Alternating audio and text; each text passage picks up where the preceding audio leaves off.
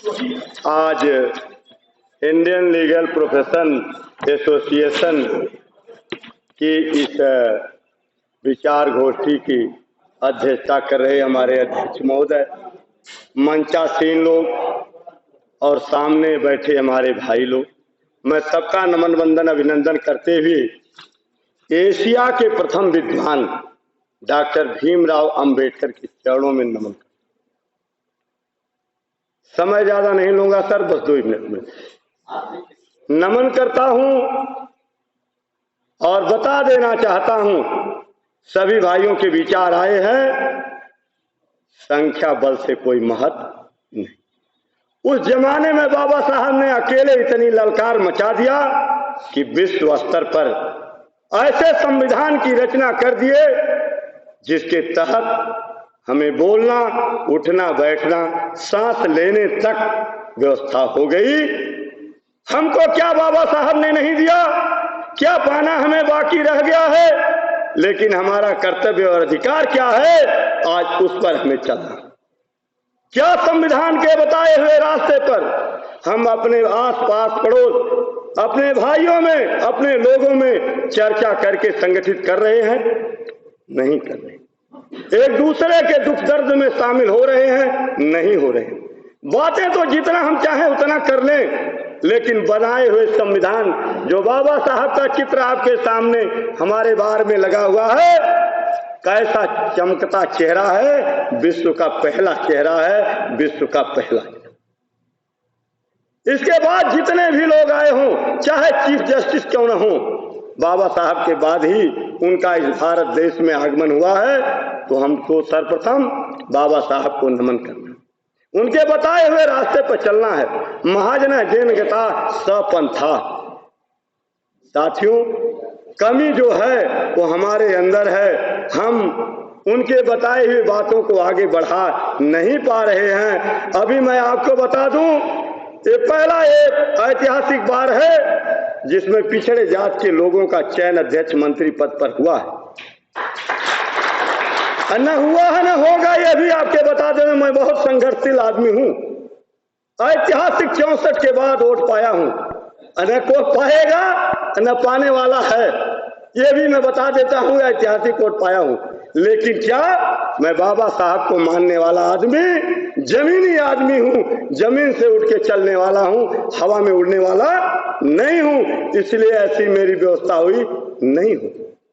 आज ये भी बता देता हूं कि सपा बसपा की सरकार 40 साल तक इस प्रदेश में रही।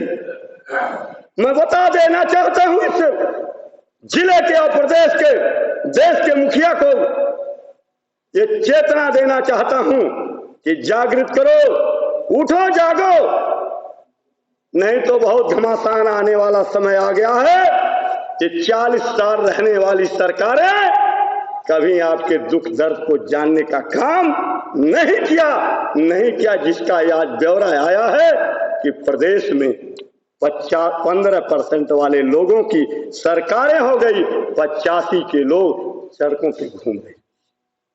क्यों ऐसा हुआ? जिसकी जितना तादाद उसकी उतनी भागीदारी। कहां चली गई बाबा साहब की आवाज? हमारे जो संविधान में लिखी हुई बातों को लोग नहीं ध्यान दिए, अंधे लंगड़े लूजे को विधानसभा में भेजकर जो हमारी आवाज नहीं उठाते थे, सोए हुए थे, केवल एक पेंशन और भोग विलास में लगे हुए थे, हमारे लोग बिखर गए। और उसका नतीजा क्या हुआ कि 10 साल से हमारे आंखों पे पर्दा लगा हुआ है, सारे काम हमारे ब्लॉक हो गए हैं, हमको हैंड टू माउथ बना के घुमाया गया। साथियों, मैं यही बता देना चाहता हूं, इस डिस्ट्रिक्ट बार में 10 विधानसभाओं में दौड़ दौड़ के 2 महीना विधायक बनाने का काम किया। उनको न्योता गया कि आप आओ, शपथ ग्रहण समारोह है, वो चदरा ओढ़ के सो रहे हैं। अभी एमएलसी का चुनाव हो रहा है, परसों से सारे विधायक हवा में फोन कर रहे हैं, कहां हैं? हम कहे मैं तो आपको बुलाया था ऐतिहासिक बार में, उत्तर प्रदेश के बार काउंसिल से लेके जिले के सारे अधिवक्ता आए थे, आप कहां थे? कहे सर हम तो भूल गए।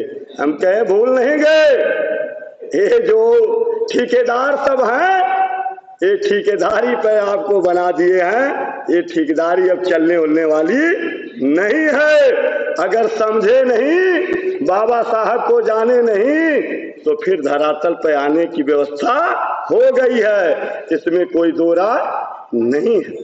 साथियों, जिसको 2 महीना हम लोग बनाए वो हमारे बीच में आ न सका। हमारे जिले के डॉक्टर महान हैं। मैंने कहा इन लोगों का सेवा करना है, जरा आके देख लेना। 8000 लोगों का आगमन है, आना, माला पहन लेना। एक एक जन जन को मैंने माला पहनाया और सब व्यवस्था देख के थोड़ा अस्पताल में आप सही ढंग से सेवा करना। वो लोग महान हैं आए। हमारे विधायक मौज रहे, मौजिए, समय बहुत ही खराब आ गया है। अगर आप मेहनत नहीं करेंगे कुछ होने जाने वाला नहीं। हमें बाबा साहब के आवाज को आगे बढ़ाना है, हमें उनको सब कुछ मानना है। अभी हमारे मनकू भाई बहुत पाई आनेस्ट और महान विद्वान है इस कचहरी के, आपके बीच में बैठे हुए पाई आनेस्ट और महान विद्वान हमारे गुरु भी हैं। मैं बता देना चाहता हूं कि अगर सही ढंग से जो काम नहीं करेगा तो रुपए पैसे से कुछ होने वाला नहीं। अगर व्यक्ति का चरित्र, उसकी ईमानदारी, उनकी सच्चाई आज अकेले पूरे विश्व में बाबा साहब की गूंज रही है, सारे लोग बता रहे हैं और उसके बाद भी लोगों की अभी आंखें खोल नहीं रही हैं। तो आप लोगों से मेरा निवेदन है कि वो सत्ताधारी बैठे हुए लोगों को जरा उनको भी चेतना दीजिए कि अपने लोगों को जानो, केवल वोट के समय ही मत खोजो, हर समय खोजते रहो। इस देश का विकास तो बाबा साहब ने कर दिया है, हमें उसको और आगे तेजी से बढ़ाना है। इसी शब्दों के साथ मैं सबको जो नमन बंदन अभिनंदन करते हुए जय हिंद, जय भारत, जय समाज।